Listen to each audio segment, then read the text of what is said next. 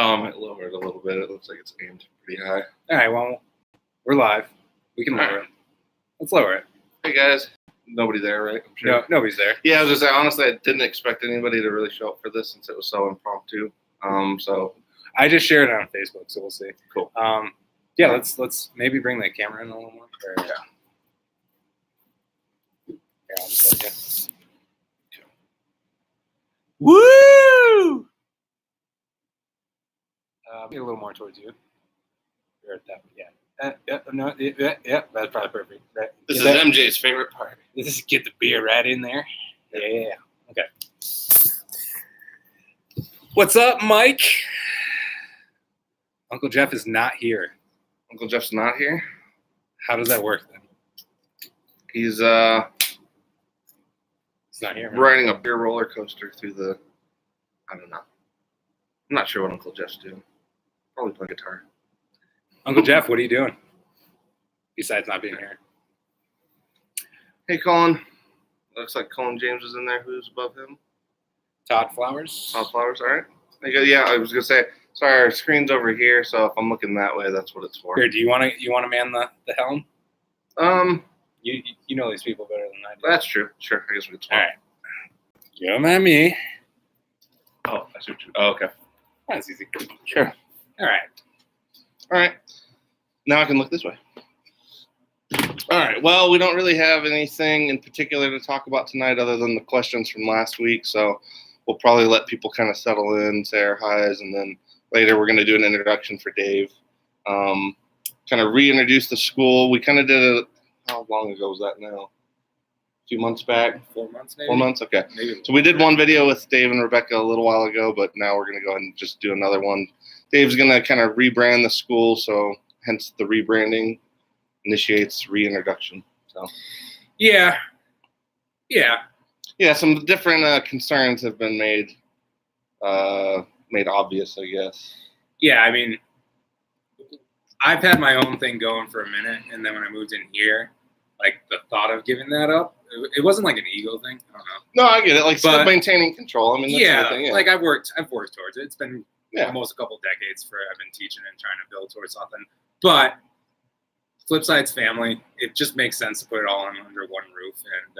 And we're all working to the same goal now. It's all under one umbrella. Yeah, so we'll be pushing forward with that soon. But just wanted to.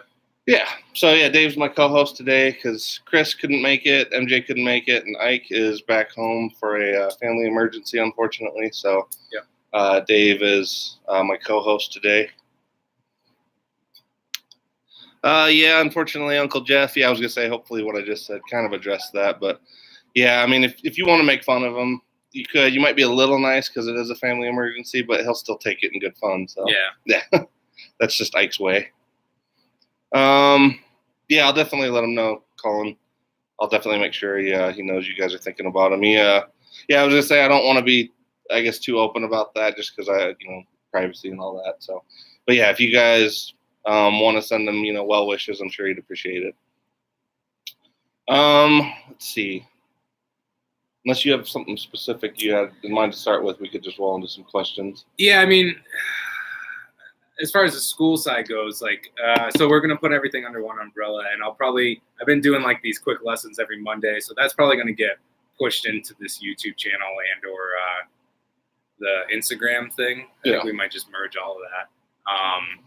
So you can keep an eye out for that. I'm also thinking about doing like these open office hours where I just go live via the Flipside channel, and anybody who has any questions on anything, guitar, music-wise. Oh, that's pretty cool. I didn't realize you were going to do it that way. Yeah, that's what I was thinking. I guess I thought it was more like a professor where you have open hours. Some people can pop in to kind of ask you questions. Well, physically speaking, I guess technically that's kind of what it is. Well, it is, but more of a virtual sense of it. But like the virtual sense is like I pick a standard day and time per week or per month or bi-weekly or whatever. I haven't figured that far ahead.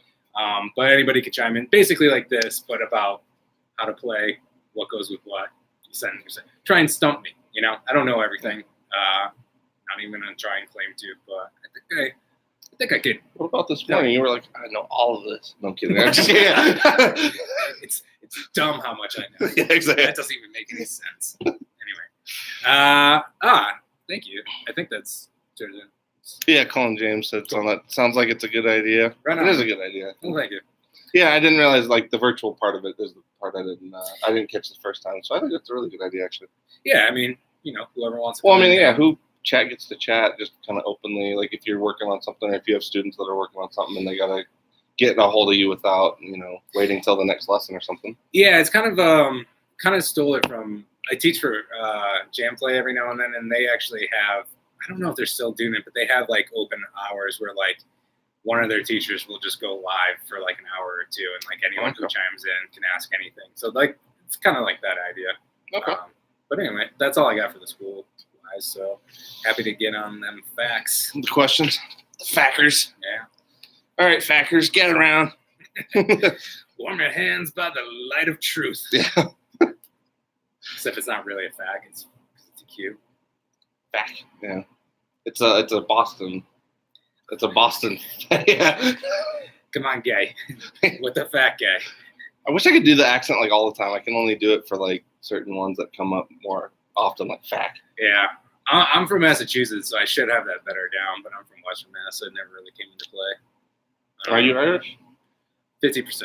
Really? Okay. Well, then But you should again, for sure, yeah. No, well, No, again, yeah. it's just like a Boston thing. Yeah. That's really what it comes down to. Is it more concentrated in Boston? That accent in particular? So it goes. I guess I assume the whole state was susceptible to it. So besides the arm of Massachusetts, if you go out from end to end, it's about 2.5 hours from my town or from like the border of New York to Boston, give or take. And within a half-hour radius of Boston, you get that Boston accent. And then after that, I don't know if it does anything. It gets a little weird around Worcester. Worcester's got its own thing, and then after that, it just drops off, and people become normal. Well, with a name like that, I feel like it asks to be said like with that accent. Well, what's great about Worcester is it's written Worcester, but then there's Dorchester, but it's not Dorster. It's Dorchester. So it's just like there's selective. We don't got any logic in Massachusetts, and I love it. Anyway, that's why I moved here. Long story short. Where we have circular logic. Yeah. Yep. All right. Well, Colin James is with us tonight, so I'll go ahead and start with one of his questions from last week.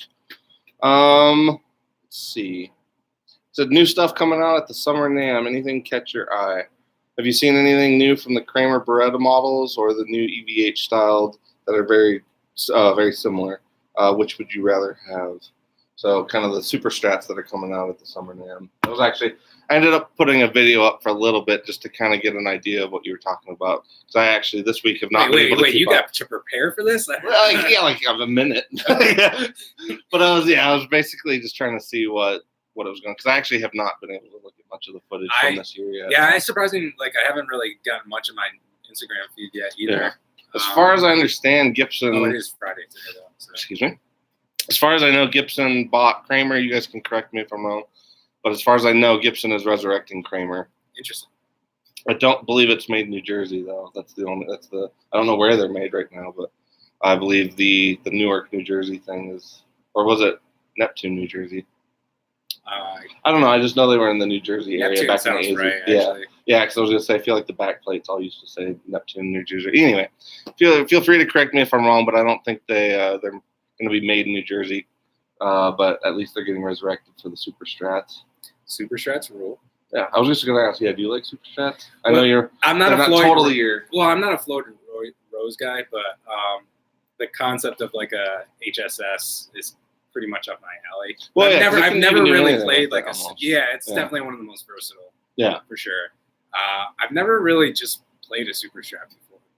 Yeah, like some of my actually, I gotta bring my Barrington in and let you have at it on that one. Because like to me, like a good mahogany like Super Strat, because you can like if you have a humbucker, you can get the Les Paul tones, but since you have Fender scale length, you can get those Stratty kind of tones out of it. Interesting. And it's like if somebody was to tell me like, hey, you can only play one guitar for the rest of your life, like I would probably go with something in that vein because you could hit everything. Yeah. The only limitation with the locking nut's kind of the thing that sucks. Like if you do a Floyd, like because then you can't do any, like major tuning shifts like drop D or anything like that. Yeah. I mean, you can get those deep tuna things, but I'm not a fan of those. Yeah, those like little D tuna, like EVH. Oh yeah. Place it deep tuna. No, well, deep tuna. You can get yourself a deep tuna. Getting hungry. Dave's dreaming of tunas. Yeah. Okay, yeah, let me see. I don't get too far. Okay, so Colin James says, yeah, Premier Guitar said they were part of the Gibson booth area. Okay. Oh, there's Driddle. Hey, Driddle. I was gonna say, sorry if I don't catch you guys. We're on a really tiny screen over here today. This is totally flipside style, off the wall, riding in on a banana peel. Oh, are you trying to? Oh, we might make it bigger. Yeah, there you go. There we go. That's closer. Yeah. We Okay. can't see ourselves, but yeah, that works. Yeah. We see ourselves every day. So. I try not to look at myself too much. Oh, nobody needs that. Well, you see me and I see you, and I think we just that's true. Yeah, we just check that box. Yeah, I acknowledge your existence. Yeah. Good day, sir. Yeah. All right. Let's see. Todd Flower. Okay, yeah, everybody's sending positive vibes to Ike. Yeah, that's awesome. Thank you for that. Yeah, he's definitely going through some hard times right now.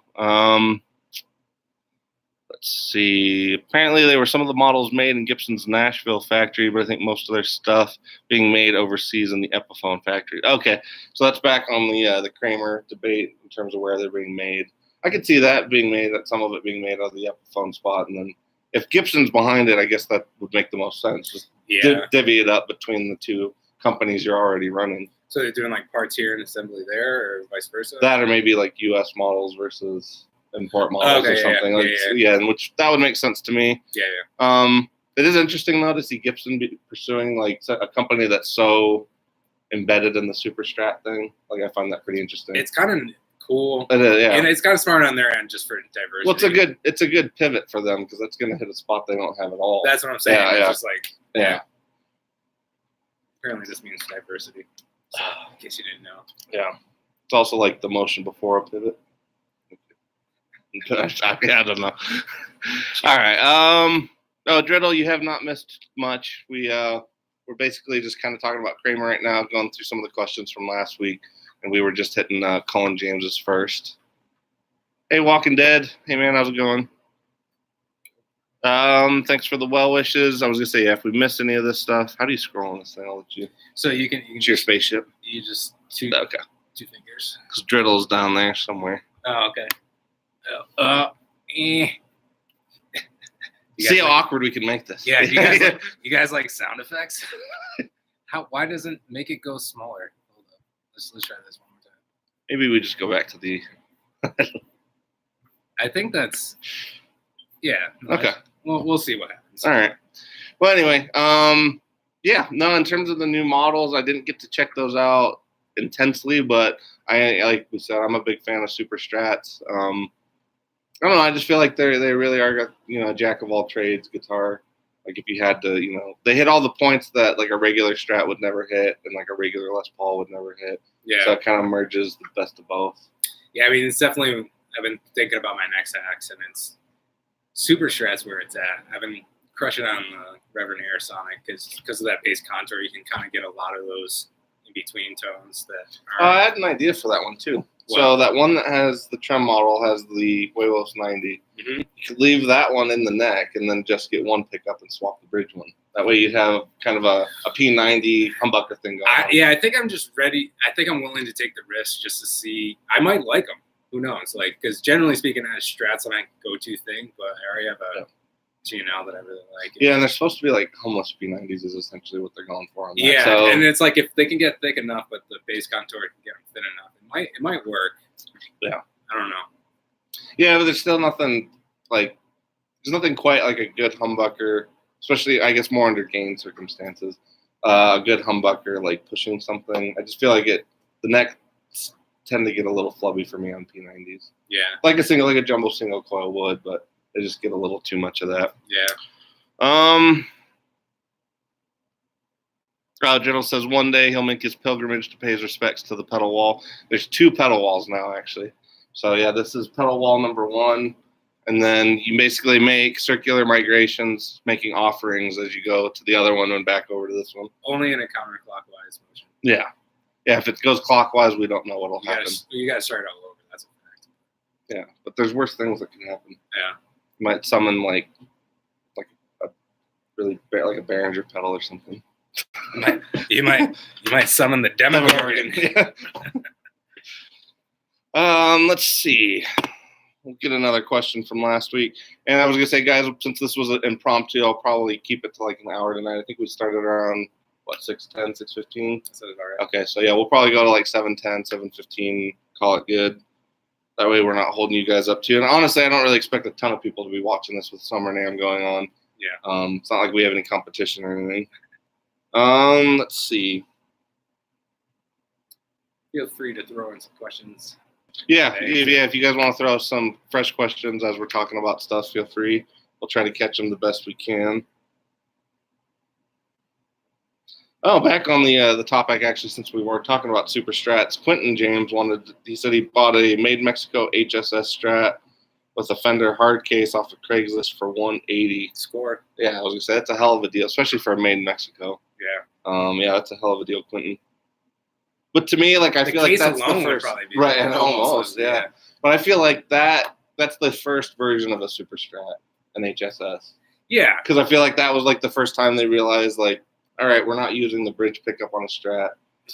Like, let's make it useful, so we're not just. Everybody raise your hand. Anybody using it? No. Yeah, exactly. Okay. Yeah, exactly. All right, let's throw humbucker. The only time, because I guess if you're using like a really thick fuzz, I could see getting away with it, like more or something. Like I could see it being used. No, but the thing is, it depends on what the pickup is.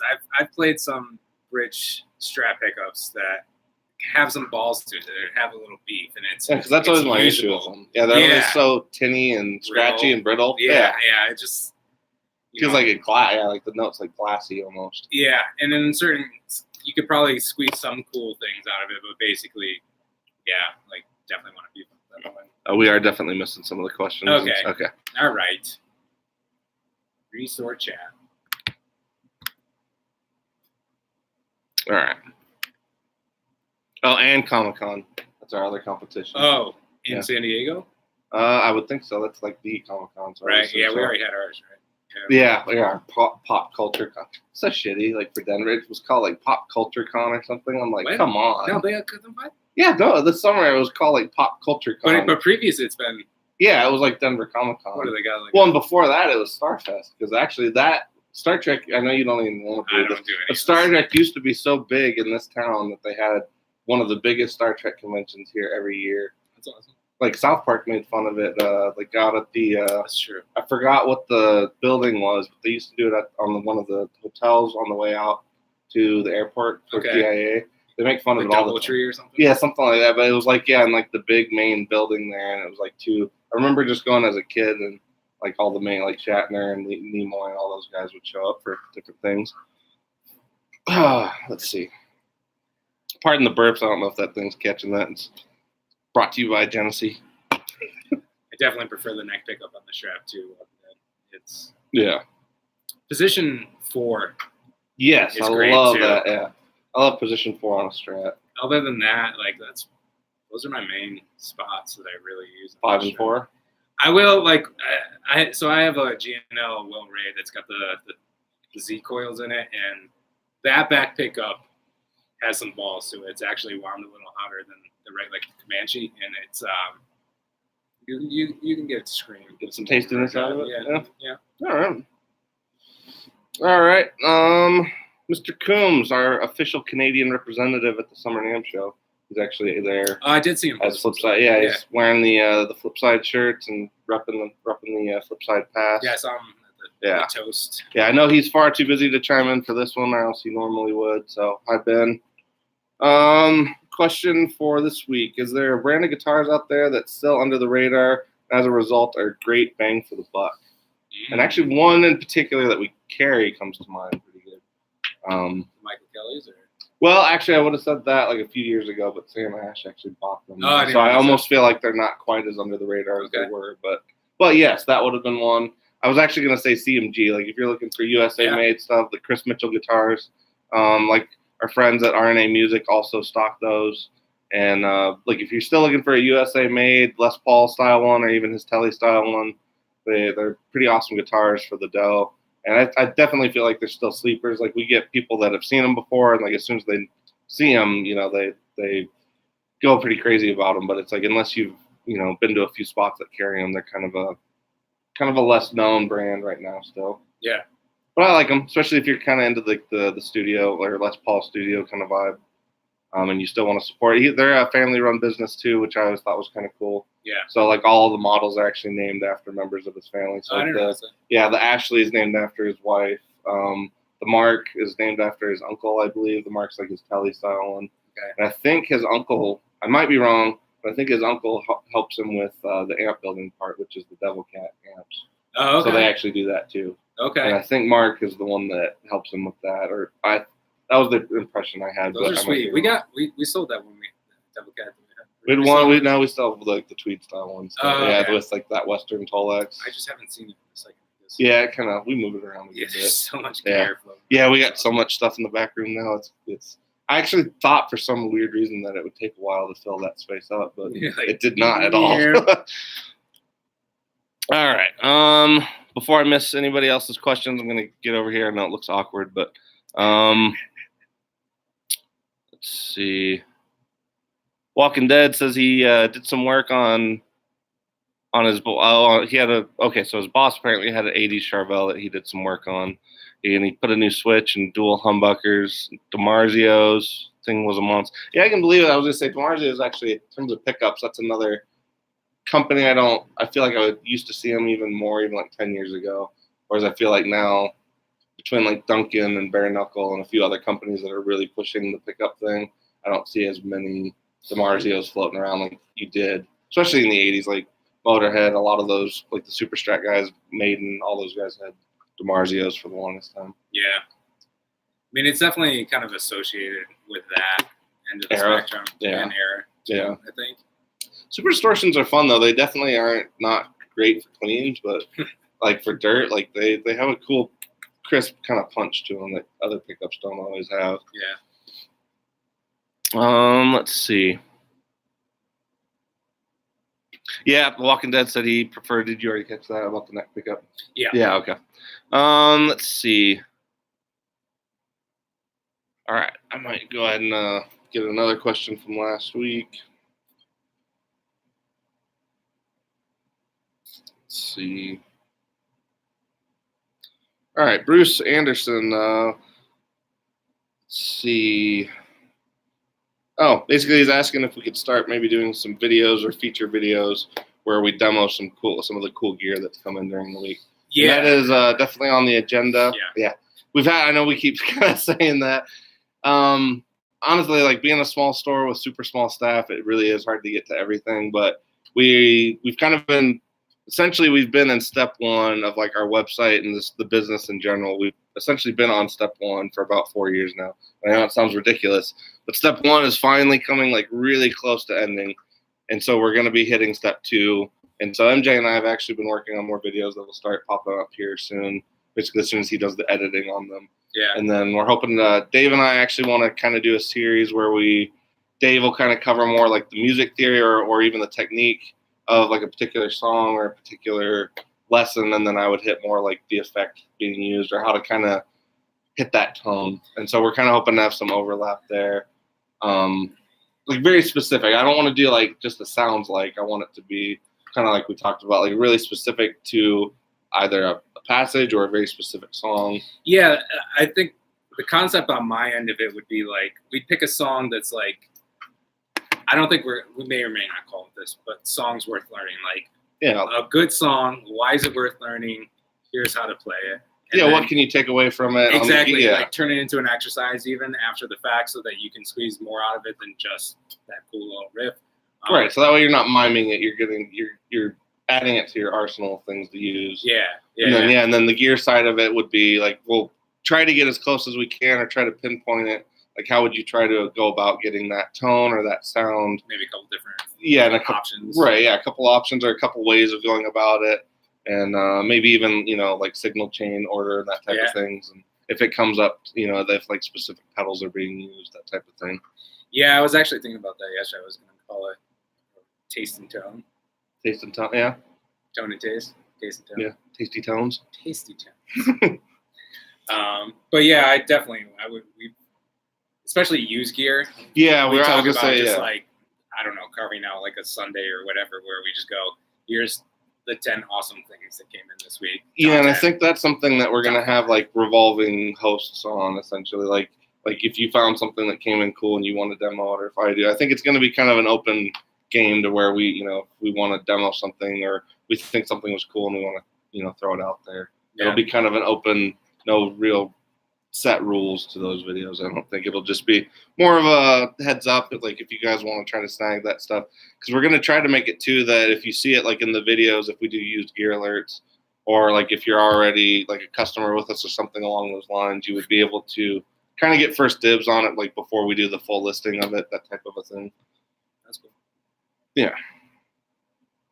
My phone would cooperate. Are we missing?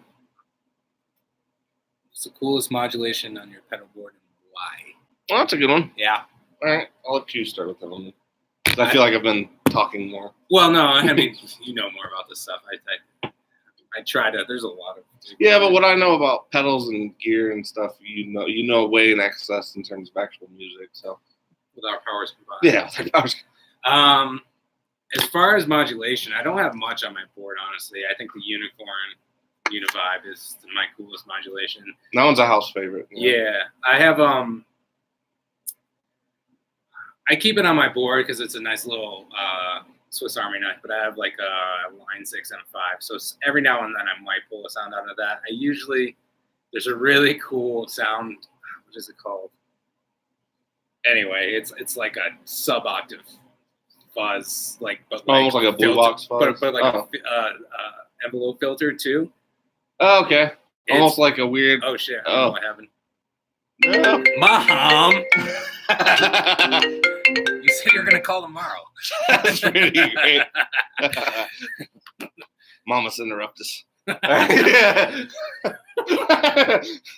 From the ruined days of. Yeah, exactly. That's awesome. All right. Coolest module. Yeah. So is it almost like a sub octave with like a weird LFO filter thing going on? Yeah, where it's very sensitive, like wow, like a pulse to it. Okay, that's cool. No, well, and very sensitive on the tack where. Like if you hit it harder, it jumps out more. Okay, but it's like fuzz and sub octave. That's pretty cool. It's pretty badass. Yeah. That is cool. Actually, it's funny. There's certain effects out there that have been made that like they come up with something that a bunch of other things you would normally need like a bunch of other things to do it. Yeah. Like I feel like a lot of companies end up coming up with stuff on like the multi effects. Like it's a setting that even if you had all the crap, you still probably couldn't get exactly whatever that happens to be. I don't even know what it is. Yeah. I'll never recreate it other than that one pedal. Well, yeah, because like I remember even like the original Digitech, and I can't remember, or the original Whammy from Digitech. Yeah. I don't remember the setting, but there's a particular setting that they put on it, and it was really hard for them to maintain it to version 2 and the onward ones. Interesting. And so there's people. Yeah, there's people that buy the V1 just for that setting, like not for the rest of it, but just that setting. So they have like 2 whammies going. Yeah, sometimes, yeah, because I've met a few people that have them, or like they keep the original just in case they ever need to record something with that one set, and it's just like whatever that one setting was on that one, and none of the other ones, so people buy that one just for that. Crazy. Let's see. Before I get into the my modulation, I have a few, but I don't really. Actually, I don't have a few. I have two. So my main ones, I actually love phasers and I love univibes. So for me, the Unicorn is the one I share in common with Dave. That one, honestly, it's weird. I almost always wanted kind of a phaser up front and a phaser in the back, and I was never really happy in trying to move the phaser in between different spots on the board. All right. So I was never happy with doing that. So I ended up deciding that since I'm running a stereo setup, I'd just run the Unicorn and let it go to both. And I put that way up front. And then I let the phaser be on the tail end. And I use that. I don't know if nobody ever listens to Hawkwind, but I try to use it as a reference because it's the only one that comes to mind. But Hawkwind used to have these like trailing phasers and LFO filters. And the Grand Orbiter from Earthquaker is like perfect for that. Like you send a fuzz into it and let it just put it on the slowest setting. And I mean, because I have the stereo rig set up, it's like you have the core and then the one is just revolving around it. Yeah, so it's like that's probably my favorite because it actually feels like, especially when everything's just blaring, it feels like the room is moving. And so like that's probably my favorite one. That's nice. Yeah. Let's see. Before I get on to the next questions, I want to make sure I'm not missing anything. plan on working to pedal maker again? DR. Oh, Dribble. Are there any plans of working with a pedal maker again? Oh, yeah, in terms of like an exclusive. Yeah, actually, this is a good opportunity. I can update you guys on what Matt has been doing from Stomp Underfoot. So, as you guys know, we have the Demogorgon, this beastie. All right. So, essentially, Matt is going to take this guy, our favorite, beloved device of doom, and he's going to add a mids control to it. So, I believe what it's going to be is a mids control until you get to the halfway mark. And from the halfway point up, it'll be a mids boost. So, like, you essentially add the mids back in that are usually missing from a big muff, and then from there, you're actually boosting the mids if you want to. Crazy. I think that's what we're going to try to do if he can get that worked out. And then the other switch he's going to add, I always thought it would be cool to somehow, like, combine a big muff with the super fuzz, like the old Shanae super fuzz. So he's going to hopefully add a switch that you toggle it on, and it'll add a little bit of sub-octave and a little bit of upper octave to the Demogorgon circuit. And like that, yeah, like between that and having the mids control, like I think that'll be like, yeah, like I don't know. For me, that'll be like the perfect fuzz because it'll hit all the main spots that I'd like to be in. Yeah, fuzz is like the one pedal that's not on my board that I need, but I'm just like, you're just looking for your right one. Yeah, it's like a lady. Soulmate. Exactly. Just waiting for the right lady. Yeah, exactly. The right fuzz is gonna come along. Yeah. Maybe you need a Merkin. What? A Merkin. It's it's like a pubic area toupee. And so there's a fuzz pedal. What? Yeah. It's a pubic area toupee for ladies. And, at first I thought you said error. No. Like in the 20s, they toupees on it. What? No, like, okay, so ladies used to shave their pubic region for hygiene purposes back then. So they developed these toupees so that it could kind of keep the aesthetics correct. I don't know why anybody would even have been seeing that shit. But anyway, it was literally a toupee for that area called a Merkin. And Cattle and Bread actually makes a fuzz pedal called the Merkin. And as you can see, it bears the shape of a toupee. We are learning a lot. Yeah.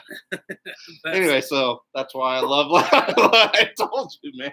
That's why I love, like, bringing up this pedal. Like, everybody always goes nuts over the swollen pickles and the big muffs. But it's all about the Merkin.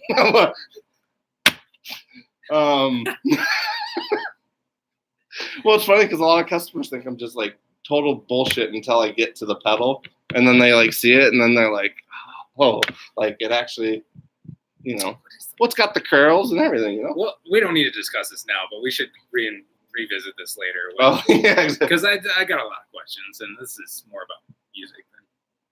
Well, maybe it was for, like, winter or something, you know? I don't know. It's...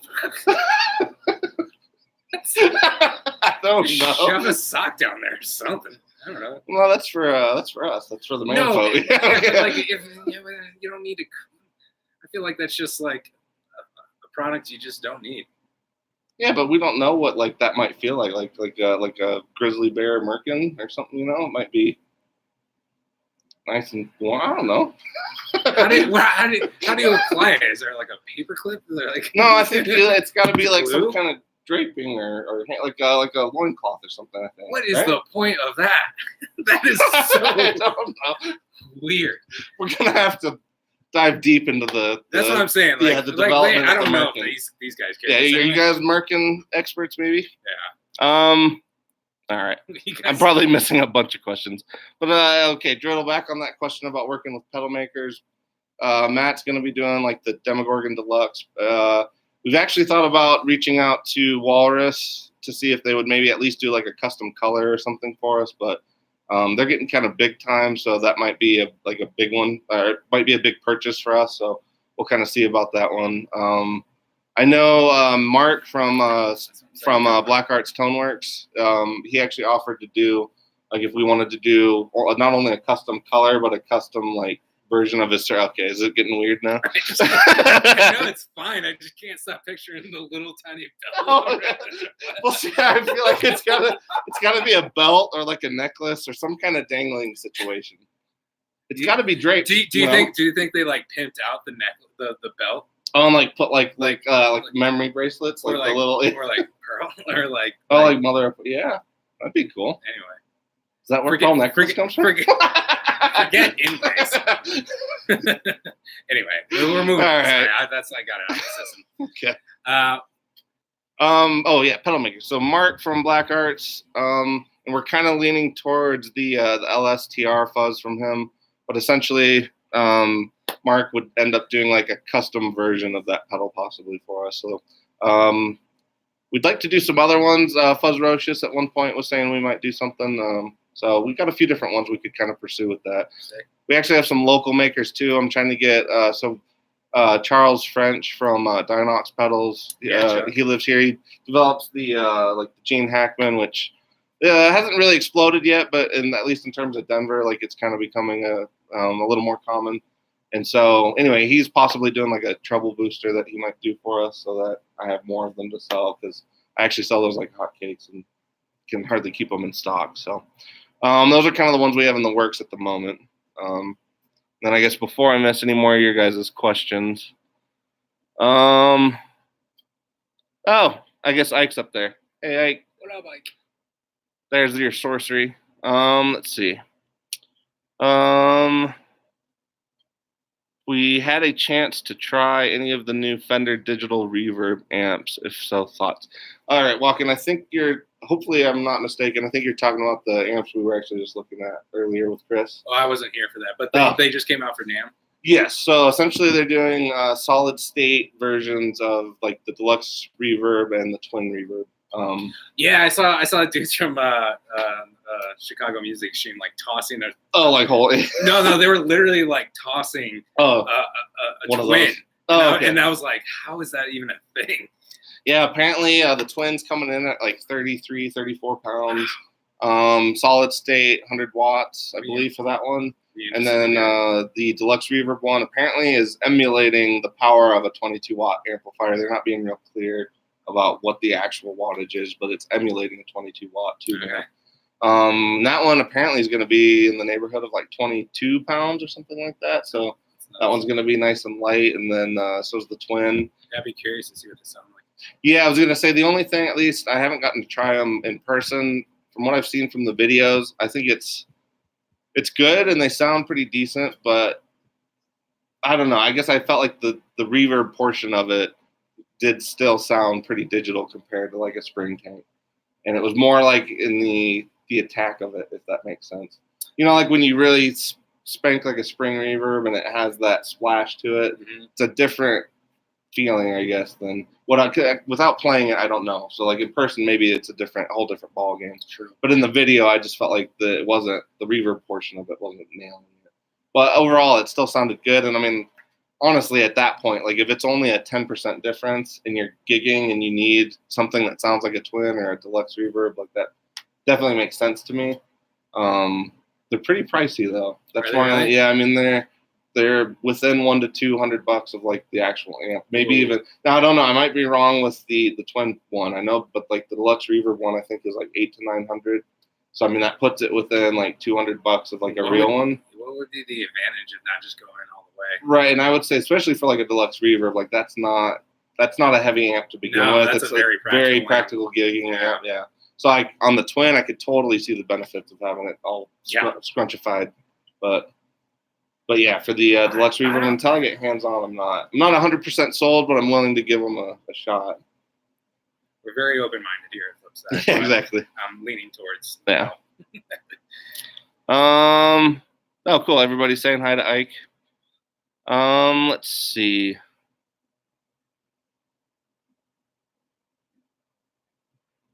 Oh, okay. So looks like Walking Dead confirmed I was talking about the right thing. So, yeah, I mean, I thought those were pretty interesting, and that, like I said, definitely willing to give it a shot. And I'm not going to make up an opinion until I actually try one. But from what I heard, you could definitely hear a difference. But is that difference worth 85 pounds? I don't know. Yeah, I'd just be curious, like to AB it with like a Katana 100 or something like that. Actually, I'd be curious too, because to me, like the Katanas, like for being a solid state amp, are so loud, like for what they like. They actually feel relatively warm too, right? And they don't get brittle, and they don't get that grind that digital amps can kind of get sometimes. You know what I mean, like that raspy kind of we'll have grind on the edges. That'd be a good shootout. Yeah, we actually, should do. yeah, compare the two. Yeah, because actually the Katana 100 retails at around 350. So I mean that would stupid good for what it is. Yeah. So like if we A/B'd those, I bet that would be a cool comparison. And even weight, like taking into consideration, because the Katanas aren't light amps, but for what they are, they're not hard to move, and they're pretty amazing. Yeah. I only have the 50. Yeah, I love the Katanas personally. So, yeah, I think everybody here is pretty big fan of them. Ike's got one, Chris has one. Yeah, we all love them. Okay. Let's see. Okay, Walking Dead says he kind of agrees with me. They sound interesting for the price, but the price difference, he'd go for the real deal. Yeah, and that's my only hesitation too. That like at the end of the day, if you're in that 1 to 200 range of getting the real one, then why do you want the emulation? And I feel like there's a twin substitute that can get fairly loud, because 100 watts is not loud for a solid state. No, and that's what I mean. Like with the Katana, though, it feels like that almost to me feels closer to what a legit, maybe not a full 100 watts, but it still feels like it's hitting. Like if you were to compare it to like a tube amp, I would say a tube amp in that 50 to 70 watt range, volume wise, would be pretty comparable. That's what I'm saying. Is like I feel like you could get something like half the weight almost at 50 watts, and have it sound better at close to the price. I'd have to do some research. Well, I mean, too, like I had never thought about like the dual Showmans, where we're basically just a twin reverb with no reverb. And Ike and I have talked about that a few times. Like at the end of the day, if you had like a dual Showman head and a good cabinet, like that would alleviate a huge portion of the problem of moving a twin. That's a really good point. So it's like if you wanted like the power of a twin and the sound of a twin, but you don't want to deal with the backbreaking heft of a twin, then I feel like the dual Showman's always a good candidate for. Yeah. And you can find those used like even the setup we have here, the whole thing is under $1,000. So I mean that's for the head and the cab. So it's like something along those lines isn't going to be reaching that much further than you would for a combo anyway. Yeah. Cool. Let's see.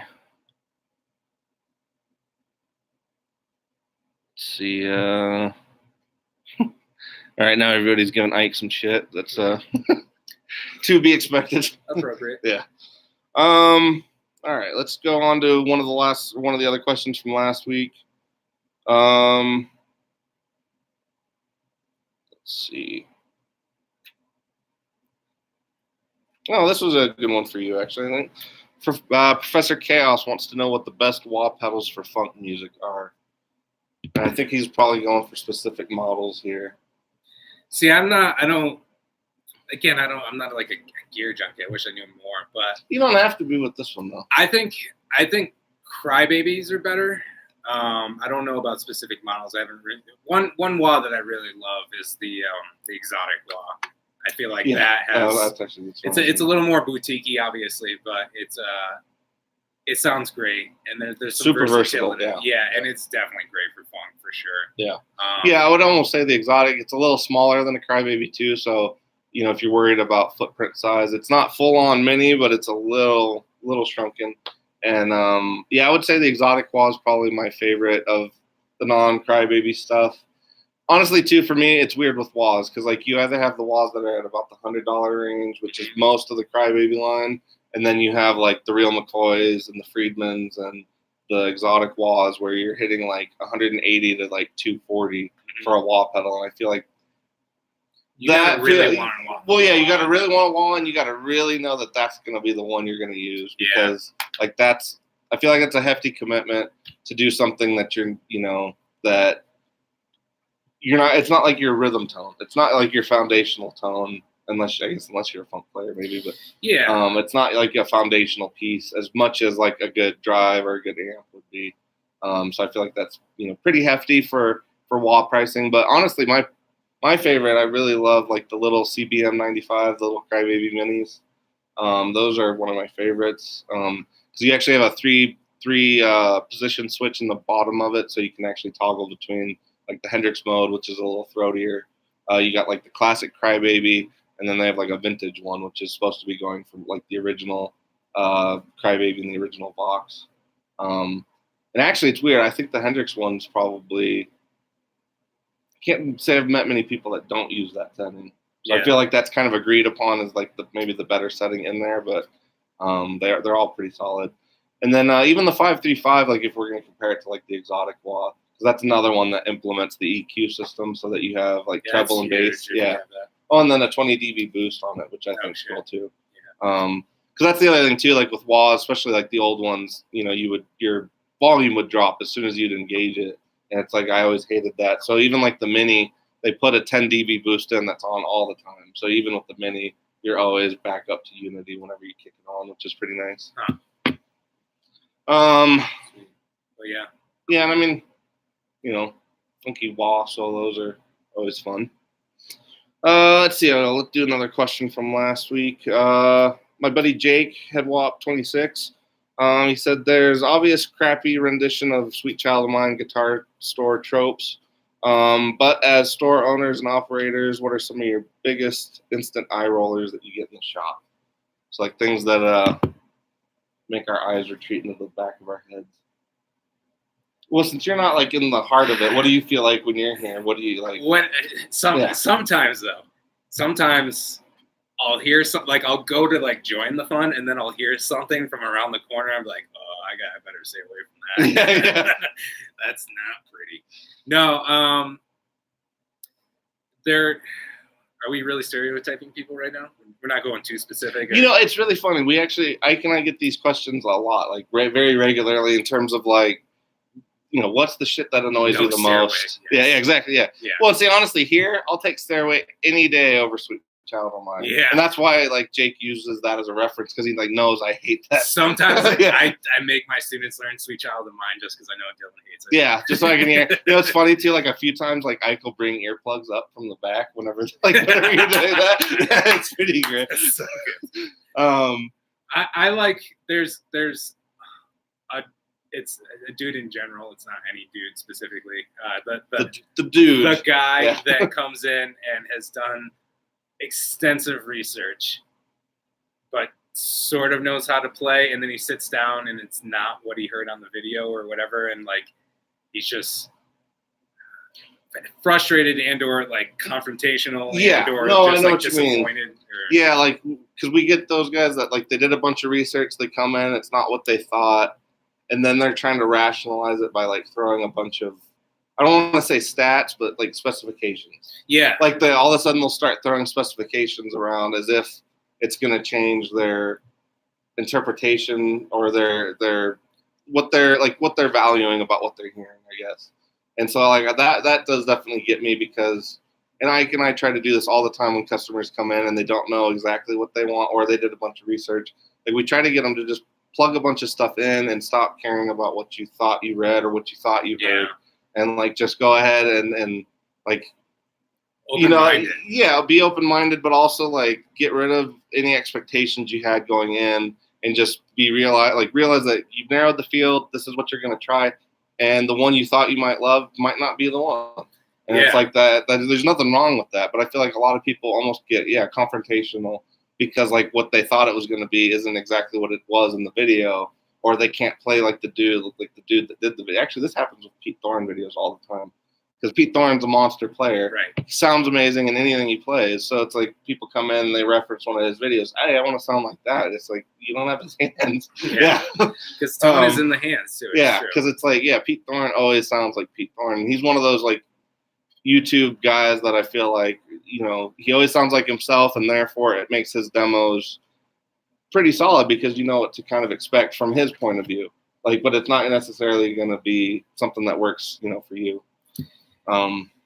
Yeah, I mean, this isn't part of that question, but it's just a thought I had. It's just like I hate trying out things in stores because I was like awkward and nervous. And so then I would rely on those demos, and then I would order shit, because this was before I interviewed you guys. Well, no, you're right. That was all that you could do back then. And true, like I am older, like 10 years ago. I mean, I had like the local store, but like some things they just didn't have. This was back when I was in Massachusetts. And I would find that I would buy gear that I thought in theory I would like, and like I would end up having like if you wrote it, the pros and cons on paper, it looks like that adds up to what you would want. Yeah. And that's the thing. It's just like I've been, like we talked about those super strats. I've been thinking about an HSS for a while, And then I got back from a gig. I had left my car here, and it was like 9 o'clock. I was like, you know what? I'm just gonna go be a kid in a candy store when nobody's here. And I picked up this Reverend Sonic, and like I had played it before, but I don't know. I just no, like I was any expectations whatsoever, and I just like lost myself in it. I'm like, this thing, and those are the ones I feel like that's when you know that something is for you, because like you didn't expect to like it, and then somehow you can't. Even like Pickles from Texas Toast. Yeah, like I had a similar experience. Like Ike and I went to their show that night, and like I couldn't put it down. Yeah, and it was just like I had no intention of like bonding with that guitar, but I couldn't put it down. It was just like special moments. Yeah. Well, and I feel like those are the guitars. Those are the real ones that are worth like keeping. Like the ones that you bonded with and you didn't even expect it, you know? Yeah. So that's my question to you. Should I trade my SG there you for go. that Aersonic? Yeah, there you go. We'll throw a debate out there for you guys. Yeah. Let's see. I think I'm missing a bunch of stuff, so let's see.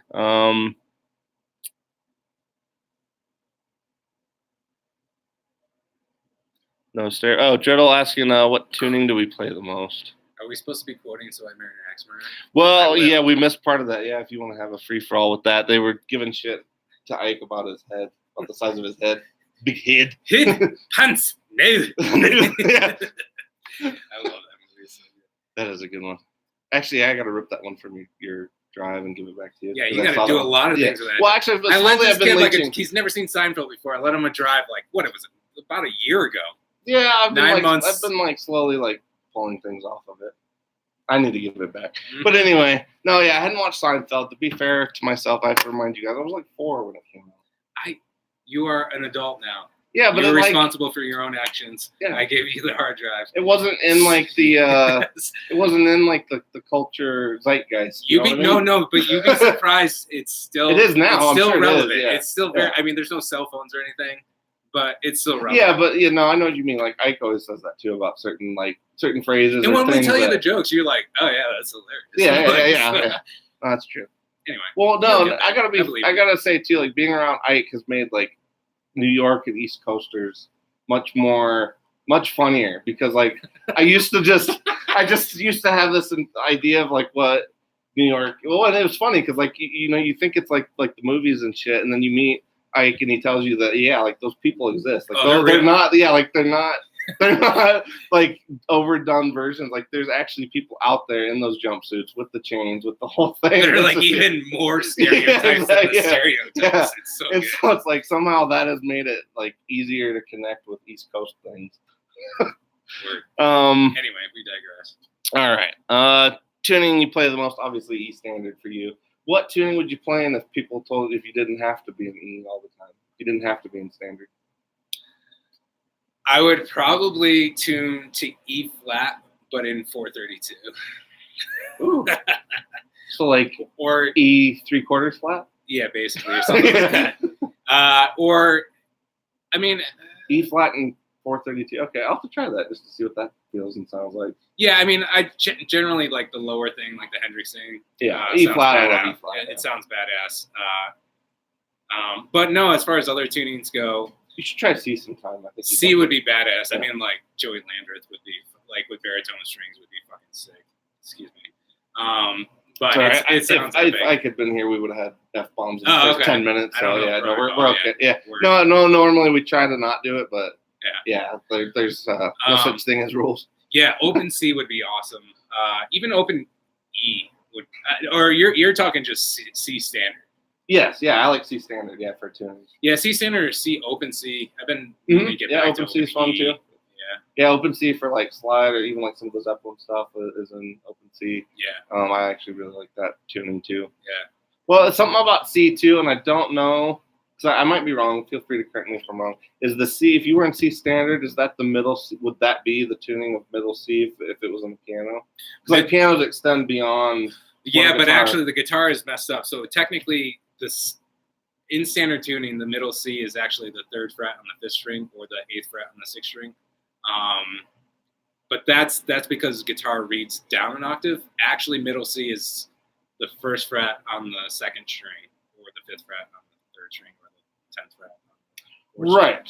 But when you go to C standard, like you drop the E to C, would that be the same octave or no? No, because the low E and the lowest C right now is actually already an octave below middle C. Oh, so if you drop another, it'll be 2 octaves below middle C. Okay. Yeah. Okay. Well, anyway, something about C, I like that too. Yeah. Just it feels very well. You know, when you talk about like 432 and it feeling more natural. C, something about the C tuning. I know I'm into metal and shit, but just even clean, like something about the C tuning feels more natural to me. Well, I think anytime you can. Like I feel like I write better in that tuning, and I know that sounds probably dumb, but no, there's something rich in the harmonic value to it. I think that because there's nothing better than just like doing like even just that like matching the octaves on the C note, even just that droning, because it almost has that Eastern kind of sound, like it has that. Yeah, for sure. Yeah. And it's just I think anytime you can extend the range of the guitar to the lower end without compromising the string tension and like yeah, that's why I feel like C is about as far as you can go before you start getting too dark. I just still love all the high end stuff that you can do, but if you can get it to sound that low and just it's like adding a thickener. It's like adding cornstarch to your tonal gravy. Mm-hmm. Yeah, what he said. Yeah, that's true. Ike, you see what the fucking language is? Sorry. All right. Let's see. You can't tell me what to do, Dad. Shit, we missed a lot of I think we missed a lot of chat. Yeah, we can scroll back up. Things that make our eyes roll. Hid, move, nail. Hid. Oh, actually, Terry Stark says a good one too, and we're getting close to our time. I think. No, this is right. Yeah, I'm just making sure we're not going too crazy. See, tonal gravy, yeah. Tonal gravy for an amp, that would be a good one. Or like a good preamp too, or if you had just a good amp in general, the tonal gravy, yeah. Yeah. The Gravinator. Yeah. Taters and gravy. I think I'd have to go with like more of a country gravy thing though. I feel like beef gravy is far too limited. You'd have to do more of a country gravy. It has more applications. I disagree. Wow. Agree to disagree. Yeah. We should have a gravy tone off. Yeah. What was this? Like this, like this. I did this earlier. I forgot what that means already, but this is tonal gravy. It was the pre-pivot. Pre-pivot, tonal gravy. Pre-pivot. Just in case you guys are trying to follow along. Yeah. Keeping up with our new sign language. What is your rig? Yeah, Dribble. You asked that before. Was that? Well, maybe we'll just hit both. Yeah. Do you want to start? You, me. You, yeah. I have a Fender Deluxe Reverb, or Blues reissue. I'm sorry. Oh, the Blues Deluxe. Blues Deluxe. Okay, yeah. We'll get there eventually. I'm not a technical guy. SG and the GNL are my two main axes, I guess. But I also have another GNL Legacy that I put TV Jones pickups in. And then for my pedal board, I have the THC. Yeah, I love that pedal. Oh man, that's such a good pedal. Yeah. No, TC Electronics. Sorry, it's the end of the day. Where's my mind's at? It's the triple delay. I think. Oh, the Triple Crown or whatever. Triple Crown. Yeah. I had the Line 6 DL4 forever, but I finally switched over. I have a Space Echo, the 20. Oh, you have an RE20? Wow, that's cool. I love that thing. I love the oscillation on that one. Yeah. I actually use that for the end of the song, one of our songs in this band. What else? I got a EP booster, or not an EP booster, the compression. Oh, the SP. SP, thank you. Got it. That's fine. I can fill in the gaps. Yeah, you know my rig better than I do. I have a what's my overdrive? I'm just shot right now. Just give me a keyword in the color, and I got it. No, it's a full tone MOSFET too. Okay. And what's the the blue box one? Right? No? Well, yeah. Oh, yeah. No, you guys told me. I don't really use that. I might actually take it off the board and sell it back. Sure. So I'm not even going to include that. I got that Line 6 as the Swiss Army knife. I got the. Yeah, I felt got like off- that was your thing, like your taster palette, so you could kind of figure out what modulation you actually were gonna want. Yeah, I mean that's good too. But like I use it as a tuner. There are certain things that I get out of it that I wouldn't necessarily put on my board, but because I can get it all out of that one thing, sometimes I use it. Okay. I don't use it too often anymore, but there's some other things in there. I have a RC booster. So a your Crybaby Blues Wah. Deluxe and your Katana, are those your amps right now? Yeah, it's really just the Blues Deluxe. Okay. I also have a Mesa Boogie triple rectifier that it needs love. Jesus, you do? Yeah, and I need to. I'll probably sell it, but anybody want a triple Yeah, rectifier? triple rec. Is it the 150 watt model? I'm not positive actually. Yeah, that's a beast of an amp. It is friggin' you want to talk twins? Like, Yeah. that thing's heavy too. Well, yeah, I was gonna say, as in terms of heads, even that's like a good. It's gotta be a good 60 pounds, I think. Yeah. Or just the head, yeah. Yeah. That thing's heavy. Yeah, what do you got? So yeah, my rig. I'm not using the full rig of Doom. No, I guess if I'm doing the full rig of Doom, one half is my Mesa Mark V. And actually, I think it was Terry Starks. I think I got to get you my settings because somebody asked about that on a few videos past. But anyway, I have the Mark V, and I built a 212 for that, and then I also have an old 1980s, like mid 80s Marshall 412 slant. So I run the two of those together, and that's kind of the main rig for the Mesa. And then on the other side, it's essentially like a hand wired. This guy in Alabama called makes Swampworks amplifiers, and he used to do these odd like one-off clones or custom amps for people. And so he actually ended up. I was on the hunt for like my main rig of Doom, and I wanted something that would just have like shit tons of headroom and have like I wanted 15s at the time. I didn't think I was going to end up with 4 of them, but I wanted yeah. And I've so never seen it in full effect. yeah, sometime I got to just bring it in and let you guys like. I think we should just make that a video of you guys like first impressions of the rig of Doom or something. Yeah, I'm down. And just see like let you guys have no say and just like plug in and you have to go with it or something. Yeah. But anyway, so I was looking for a sweet rig that would just cover anything I needed to and fill up as much sonic space as I could.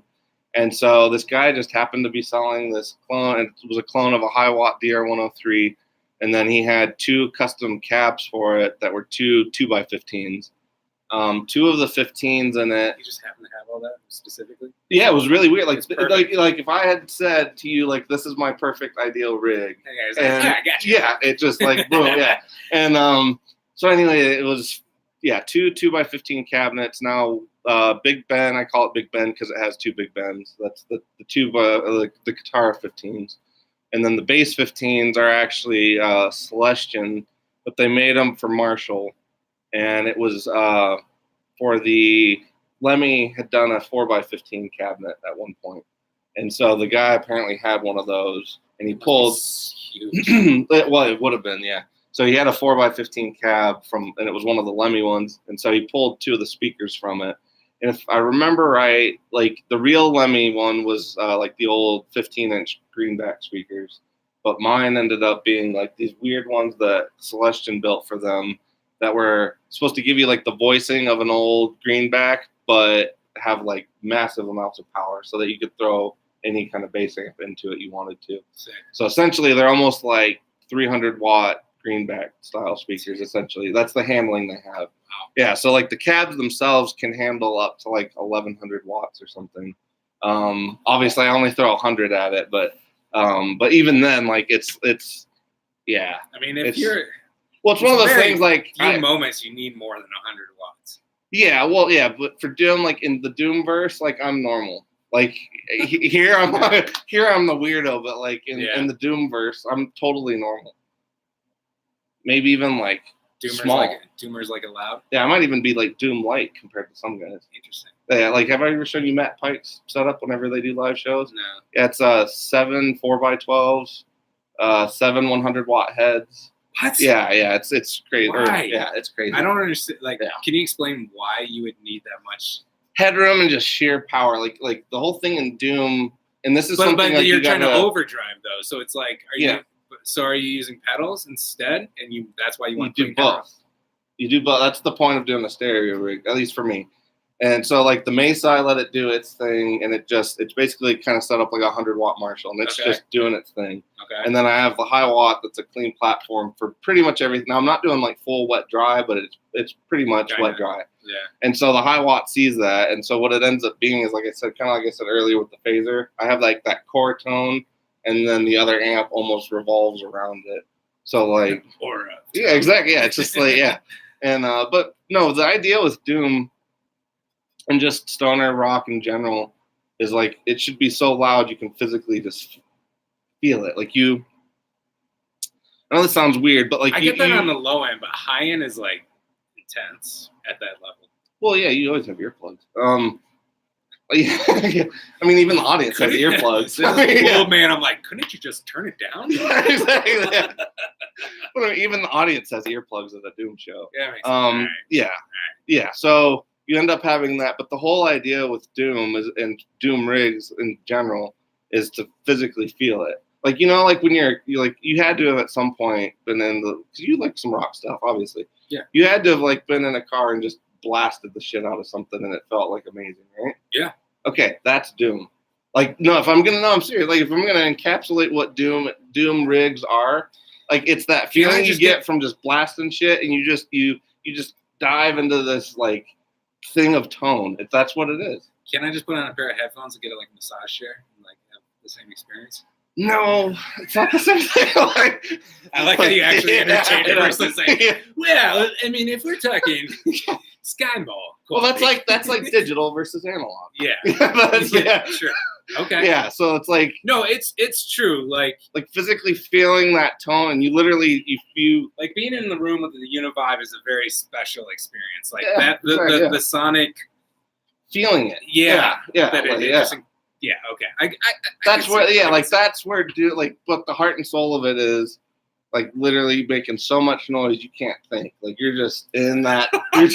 you're just in that tone. Like that's what it is.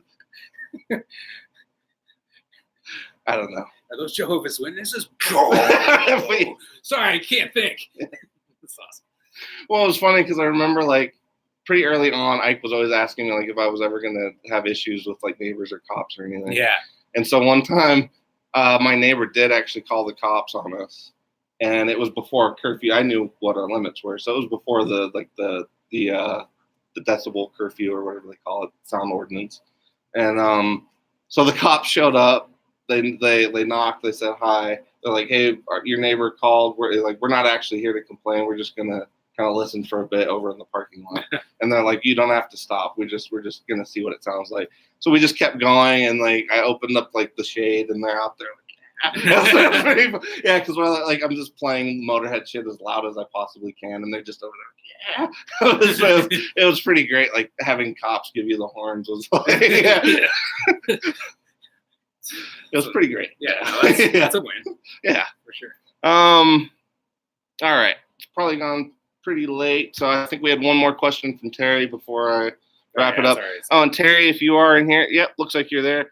Terry, if I think it was you that I owed you my settings, let me know if that was correct or not. I still got to get those for you.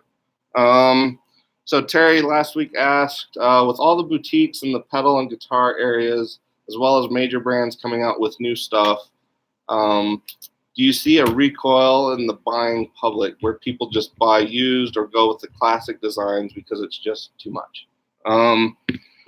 So I see what you mean. Like, as things progress, if there's just so much shit, do people just start going back to like whatever inspired whatever the family tree was? Do you go back to bass? So, I missed the first part. Are we talking effects or guitars? Or well, just across the board? Yeah, kind of across the industry. Like, especially, I think he's thinking, especially like with pedals or guitars. But when you have companies that are super boutique, kind of competing with the big brands, but you also have the big brands releasing like the new hot thing.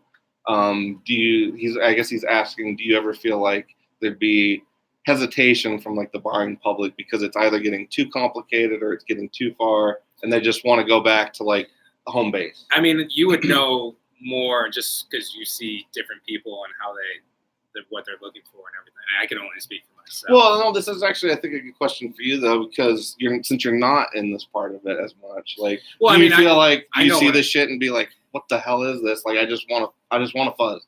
No, Or, well, like, no, there are certain things.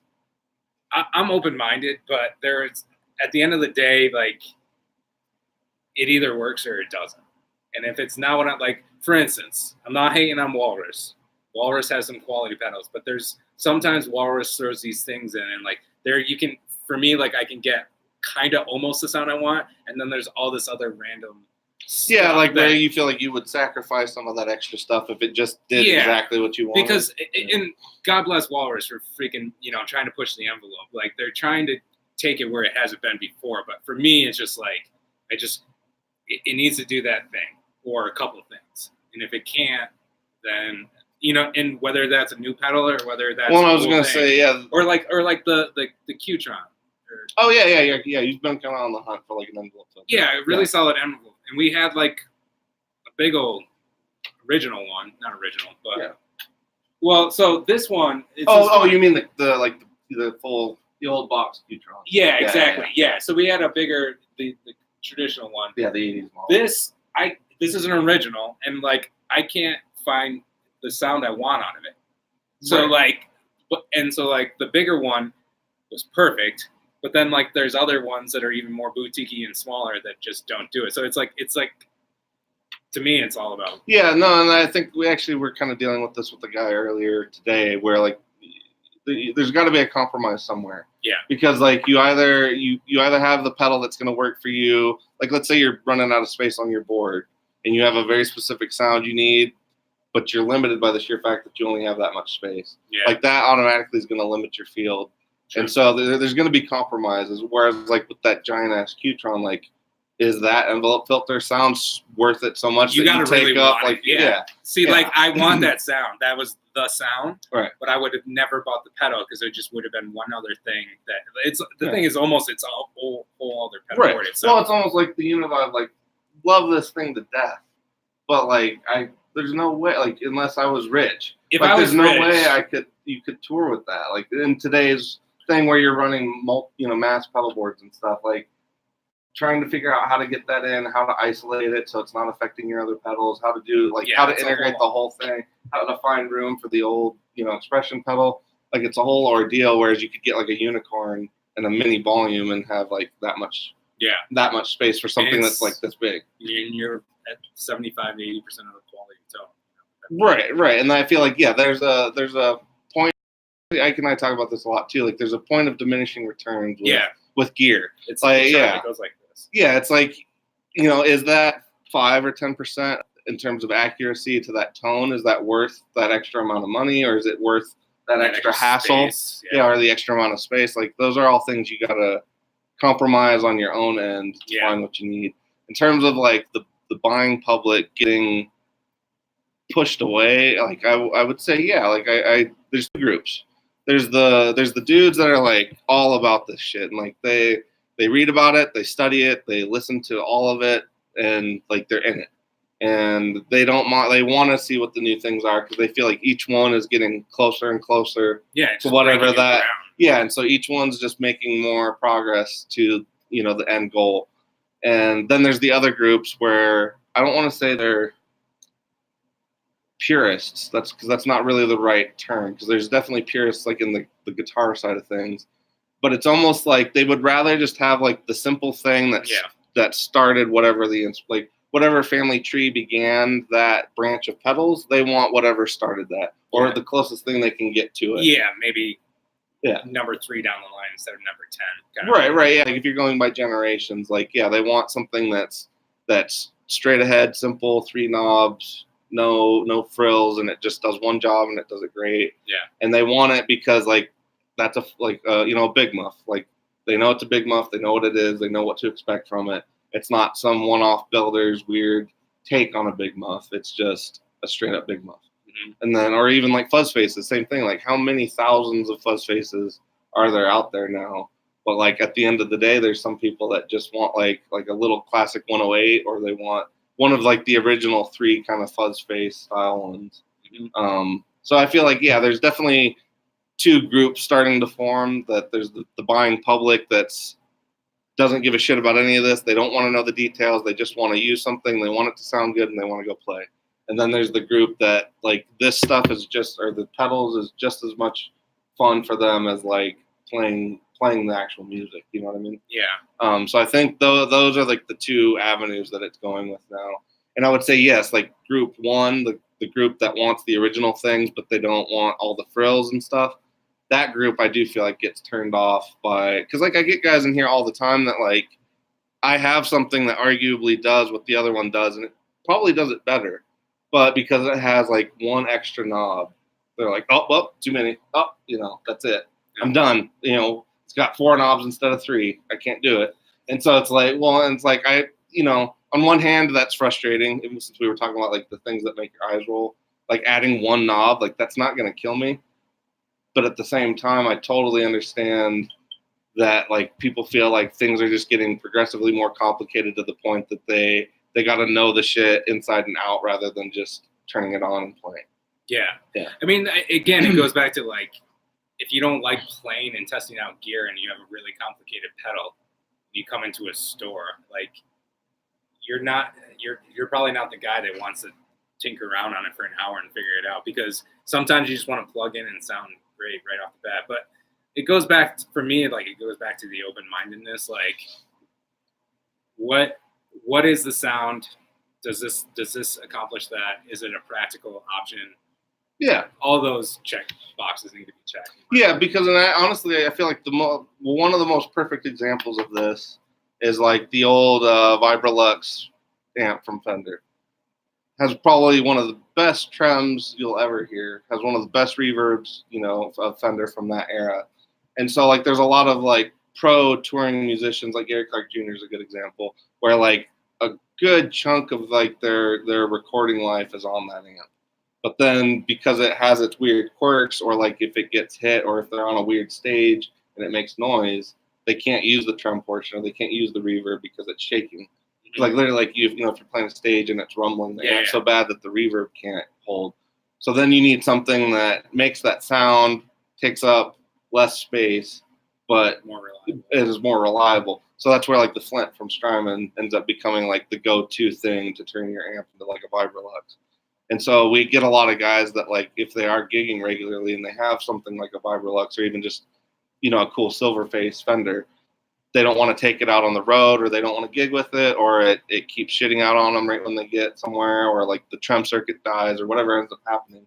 They end up deciding, well, hey, I'm just going to get this, and it would be less money to buy that pedal that's going to do that function than it would be to get the amp repaired every time something goes wrong.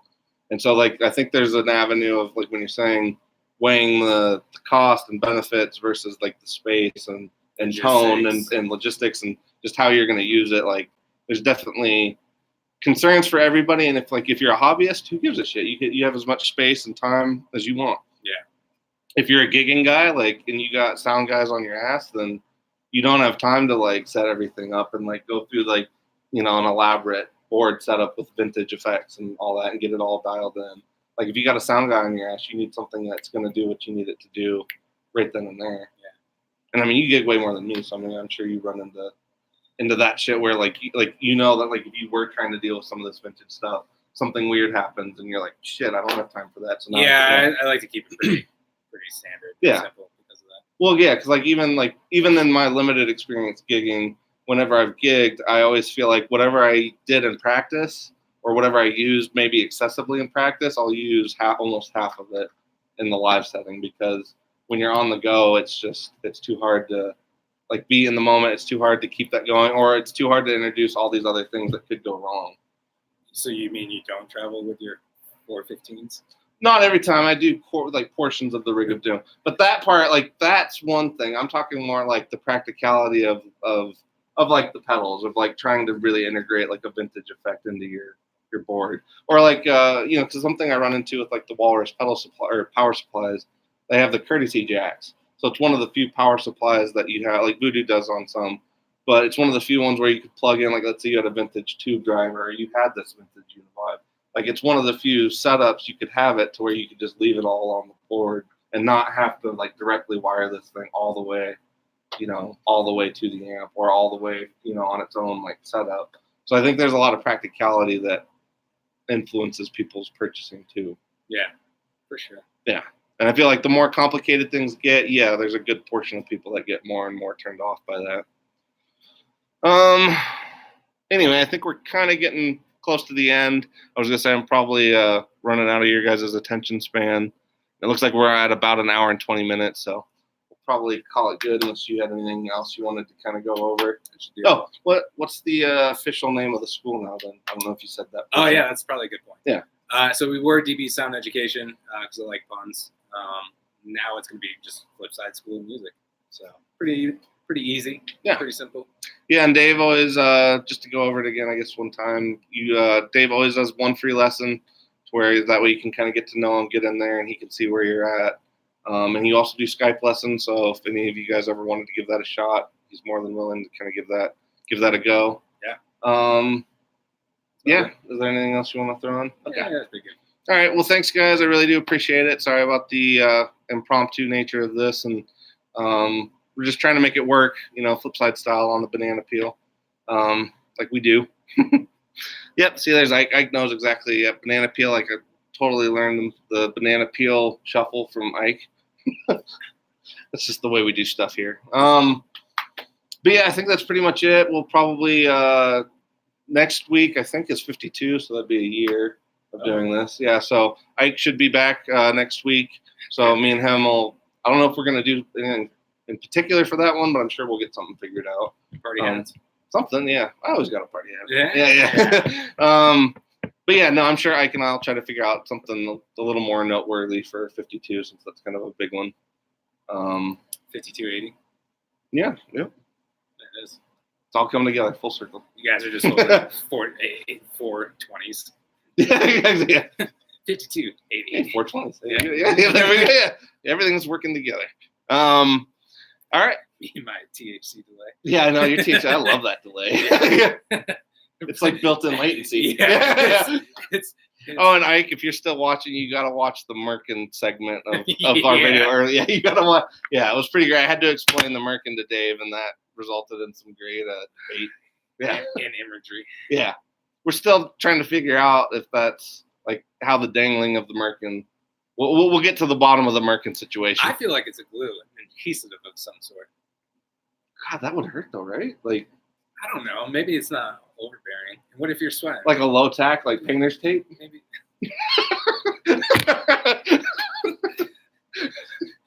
Blue Bush. Yeah, brought to you by Blue Bush. All right. I guess we'll wrap it up with that then. Yeah, we'll leave it at that. All right. Well, all right. Thanks, guys. Appreciate anybody that actually watched this, especially with NAMM and Comic-Con and all that shenaniganery going on. Mm-hmm. So yeah, we'll catch you guys on the flip side, and I gotta murderize this feed real quick. Murder. And end. Oh, nope, that's not it. No. Yeah. End scene.